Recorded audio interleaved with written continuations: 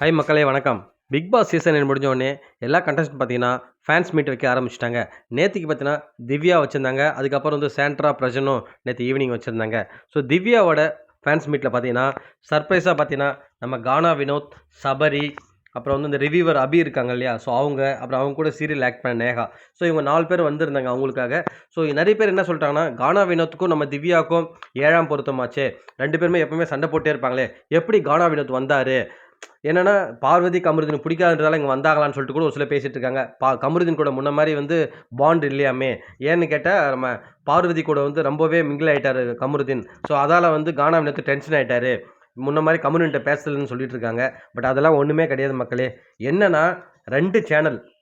YouTube channel 2 இருக்கு. So அந்த media channel. So அது 2 பார்த்தீங்கன்னா, ஒவ்வொரு செட் ஆஃப் பீப்பிள அவங்கவங்க சேனலுக்கு கூப்பிட்டுக்கிறாங்க. நீங்க பார்த்தீங்கன்னா, பார்வதி, கமருதீன் இவங்க 2 பேர் இந்த 2 பேர் பார்த்தீங்கன்னா, ஒரு சேனல் வந்து கூப்பிட்டுருக்கோம். அவங்க இன்டர்வியூ குடுத்துருப்பாங்க.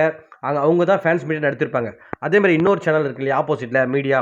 ஸோ அந்த மீடியா சேனல் பார்த்தீங்கன்னா, மத்த கண்டஸ்டன்ட் இப்ப சபரி, கானா வினோத்து, திவ்யா இவங்க எல்லாரையும் அந்த சேனல் கூப்பிட்டுச்சு. ஓகேவா? இப்ப அவங்களோட டெர்ம்ஸ் என்னவா இருக்குன்னா, சரி நம்மள கூப்பிட்டாங்க. கூப்பிட்டு இன்டர்வியூ எடுத்தாங்க. காசு ஏதோ கண்டிப்பா குடுத்துருப்பாங்க.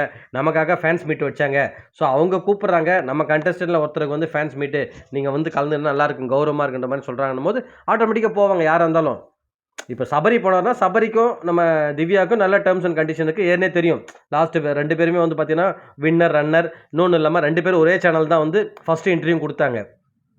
ஓகேங்களா? ஸோ நம்ம கானா வினோத்தும் அந்த சேனல் தான் குடுத்தாரு. ஸோ அந்த இதுல போயிருந்தார். லாயல்டிக்காக போனாரே தவிர, மத்தபடி கமருதீனுக்கும் அவருக்கும் சண்டைலாம் எதுவும் இல்லங்க. நெறைய பேர் பொருளை கிளப்பிட்டு இருக்காங்க. இத யாருன்னு நம்பாதீங்க மக்களே.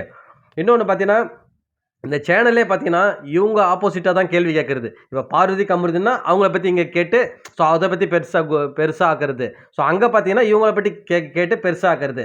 அவ்வளோதான். இவங்களுக்குள்ள தான் பேசி, மக்க 2 பேரையும் அடிச்சுக்க வைக்கிறாங்களே தவிர வார்த்தையால.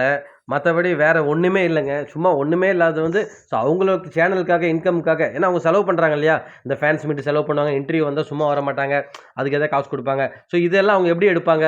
ஸோ யூடியூப் இந்த மாரி ஏதாவது கான்ட்ரோவர்சியான விஷயங்கள் பேசி தான் எடுக்க முடியும்.